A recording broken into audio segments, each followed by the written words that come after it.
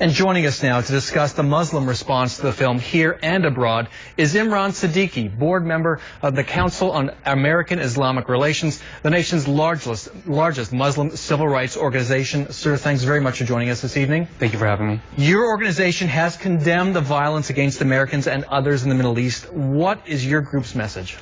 Our message is that this was completely senseless violence. I mean, as proud Americans ourselves, there's no reason, no matter how offensive any type of video that's posted online, I mean, this was obviously very offensive to the Muslim community and Muslims abroad, but at the same time, it's completely wrong to advocate violence, and these attacks against the embassy is just completely out of line, and these people should be prosecuted to the fullest extent. Do you believe these attacks were entirely motivated by this movie, or are there other things going on here? It's a few different things going on. I mean, we see from some different protests that are popping up around the world that are a little less violent in nature. The one in Libya is extremely troubling because, they used a rocket-propelled grenade at the embassy, and that was, it seems like it's motivated by some outside group, and we're still getting information as we speak about what's going on there, but there's got to be some more layers to that. But at the same time, it's just reprehensible in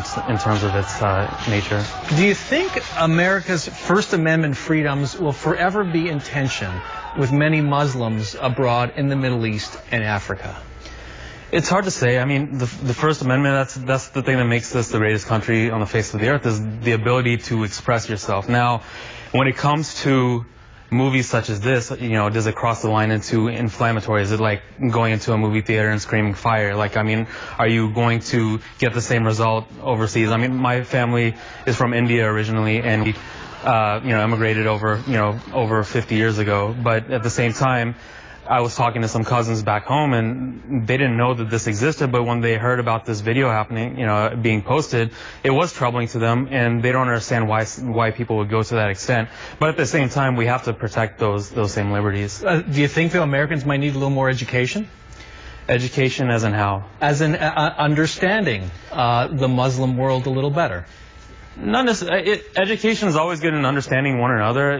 We're part of the fabric of America. I mean, there's 6 million Muslims here in the United States, so we're part of that whole story. So it's good to recognize one another, but at the same time, we just have to understand differences and try to embrace differences. There's obviously Islamophobic